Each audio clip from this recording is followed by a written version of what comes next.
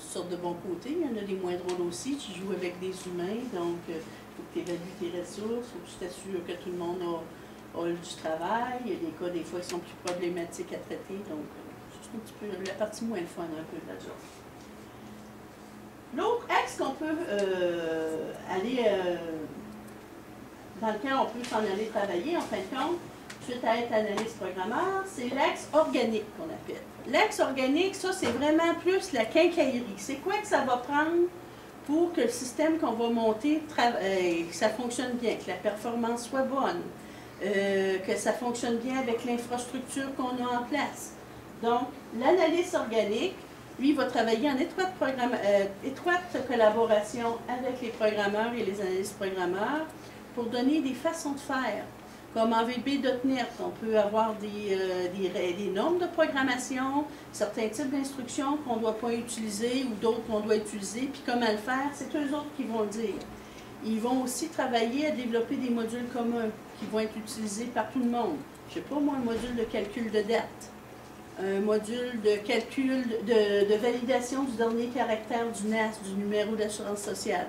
Donc, ça serait un organique qui le ferait parce que ça, c'est utilisé par plein d'autres systèmes. Tu as le concepteur organique ensuite, que lui, on appelle ça plus un architecte. Lui, il est vraiment à haut niveau. Il regarde vraiment au niveau de toute l'entreprise, est-ce que ça fonctionne, la façon de faire qu'on veut faire par rapport aux autres secteurs technologiques de l'entreprise, par rapport à l'infrastructure. C'est deux autres qui viennent des grandes lignes de pensée. On remonte d'un cran. Et il y a aussi l'autre volet qu'on peut aller dans lequel on peut aller aussi, suite à avoir été analyste programmeur, on peut devenir administrateur de base de données, un DBA. Donc, ce sont ces personnes-là qui se trouvent à monter les banques de données. Je vais l'expliquer un petit peu plus tard. J'ai toutes les descriptions de postes. Avez-vous des questions sur le cheminement ou y a-t-il des types de postes que je n'ai pas illustrés là, dont vous auriez déjà entendu parler et que vous aimeriez que je vous donne de l'information? Oui? Moi, je sais que mon oncle travaille dans la programmation. Il y a des consultants pour des jardins, justement, qui continuent son contrat. J'aimerais savoir, en plus, si c'est un consultant, peut-être conseiller. OK. Nos employés internes, ils ont ces titres-là. OK? Ça arrive qu'on a des projets, qu'on a besoin de plus de monde que juste nos employés internes. Dans ce cas-là, ce qu'on fait, c'est qu'on fait appel à des firmes de consultants. Les firmes de consultants à Québec, il y en a comme ça. Là. Il y a CGI, DMR, LGS, mon Dieu, Oise. En tout cas, il y en a plusieurs firmes de consultants facilités avec lesquelles on fait affaire. On embauche de ces ressources-là. Ils ne sont pas sur notre payroll en tant que tel. On paye la firme pour les services qu'ils nous rendent. Ces personnes-là peuvent venir travailler 2 mois, 3 mois avec nous autres. Un coup que le mandat est fini, ils s'en vont travailler ailleurs. C'est bye-bye, t'es parti. Puis c'est certain qu'on préconise d'avoir le plus de ressources internes possible. Mais quand on a des pics de projets, ben c'est plus payant d'aller chercher des ressources externes parce que si c'est juste pour un pic, puis après ça, tu droppes ton nombre de ressources, c'est pas drôle. Mettre du monde à pied, là. Fait qu'un consultant, lui, ben c'est sa vie d'aller faire un bout de mandat à une place, un bout de mandat à l'autre, et tout ça. C'est certain que la vie de consultant, ça ne fait pas pour tout le monde. Il y en a qui vont aimer rentrer dans un système, se l'approprier, puis ça devient quasiment comme leur bébé. Là. Ils viennent bien habitués avec, puis ils veulent rester à la même place, travailler longtemps à la même place, et tout ça. Ces personnes-là, je leur dis, rentrer permanent à quelque part. Mais quelqu'un qui a comme la bougeotte, et puis, je vois ça aussi en consultation pour des jeunes qui aiment ça bouger puis aller explorer différentes affaires, bien ça, je le vois beaucoup là. Mais quand les personnes pognent 40 ans à peu près, d'habitude, ils aiment ça se stabiliser puis ils rentrent permanent quelque part. Une chose à considérer, quand tu es consultant, il y a le fonds de pension que tu n'as pas nécessairement. Le supplémentaire n'est pas nécessairement payé. Ça dépend des firmes de consultants. C'est au niveau des avantages sociaux qu'il y a une différence. Comme il y a des personnes qui s'en vont en consultation, on dit que c'est des pigistes. C'est que c'est des travailleurs autonomes qui travaillent pour eux autres, qui se font embaucher par des firmes de consultants pour aller chercher des contrats à quelque part, ou directement par, comme nous autres, on pourrait en embaucher. Mais ces personnes-là, il y a encore moins de... Si au moins tu passes par une firme, bien là, tu as une certaine protection d'avoir des mandats et tout ça.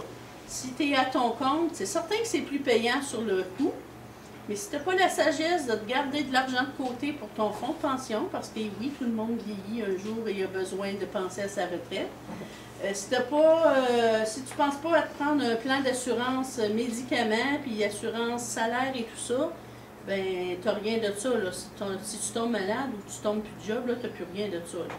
Fait que c'est à y penser comme il faut avant de faire le move de s'en aller comme pigiste. OK? Y a-t-il d'autres questions à ce sujet-là? Oui? Question. Du côté programmeur, j'avais déjà entendu parler qu'il y avait des niveaux de programmeurs comme junior, senior. Oui. Je sais pas ce que ça inclut. Dans tous les niveaux, il y a des degrés. Comme quelqu'un qui voudrait rester juste programmeur puis pas faire d'analyse, il y en a qui n'aiment pas ça, faire d'analyse. Il peut graviter, on a 3 grades de programmeur. Fait que ça veut dire que tu as des échelles salariales pour évoluer pendant plusieurs années comme programmeur. On a la même chose au niveau des analystes, au niveau des analystes programmeurs. Ça, on le voit autant au niveau du gouvernement qu'au niveau du privé. En tout cas, chez nous, je ne sais pas si dans toutes les compagnies privées, les places qui ont des petites équipes d'informatique de 10 personnes, ils n'ont peut-être pas tout ça, là. Mais comme nous autres, on est 250 en informatique, juste à l'assurance de dommages, puis 3000 pour le mouvement des jardins. Fait que là, on a un gros programme d'évolution de carrière et tout ça. Donc, puis le gouvernement, bon, on sait combien qui embauche de monde, on embauche beaucoup. C'est pour ça qu'on a, nous autres, ces types d'organisations-là, on est plus structurés pour faire évoluer les gens, puis pouvoir les garder aussi. Fait que tu as différents types. C'est certain que le programmeur débutant, on ne lui donnera pas la même complexité de dossier à réaliser que quelqu'un qui est senior.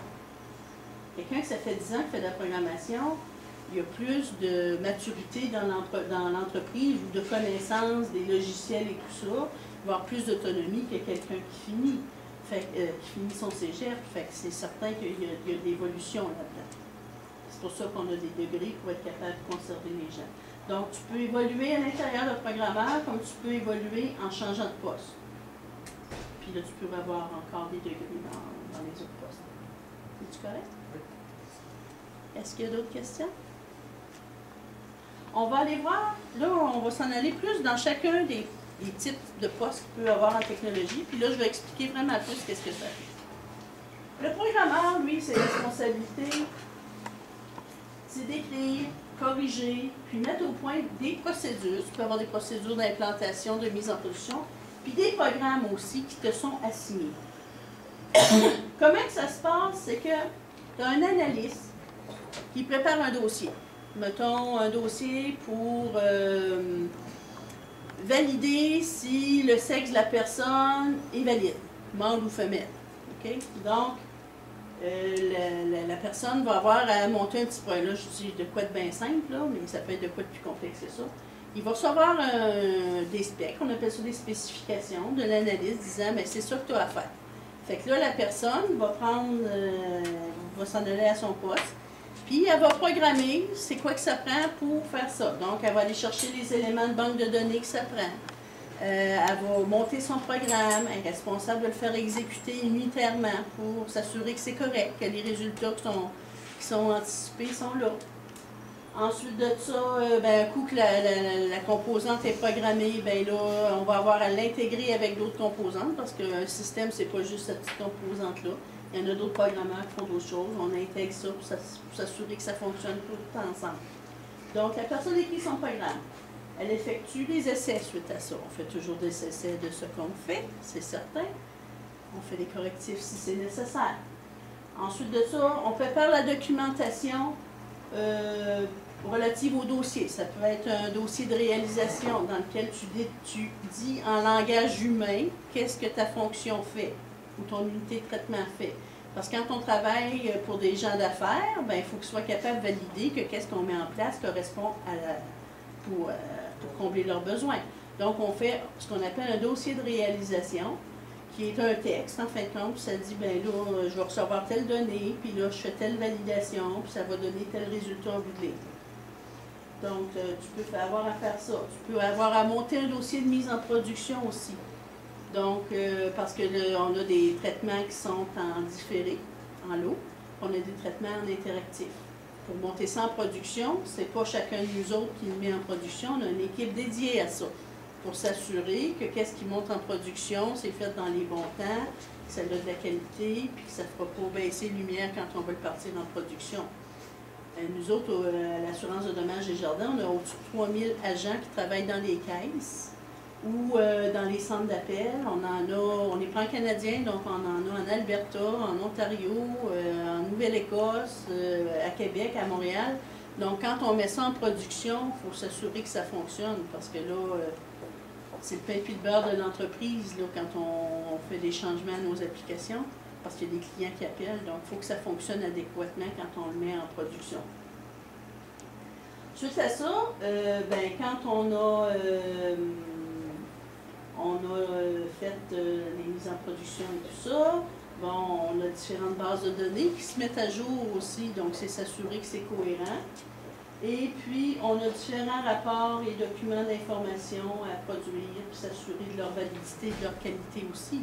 Quand tu produis des documents, c'est important que l'information soit valide, pour pas, je dis qu'on compte des chouines quand c'est pas valide. Donc, il faut s'assurer que qu'est-ce qu'on produit, c'est de qualité et que c'est valide, parce que ça va à d'autres personnes, puis on a confiance en ce que les ressources produisent, mais s'il y a trop d'erreurs dedans, on va dire qu'on n'aura plus confiance. Pour avoir un poste de programmeur, l'exigence de base, c'est un DEC en informatique. Chez moi. Okay?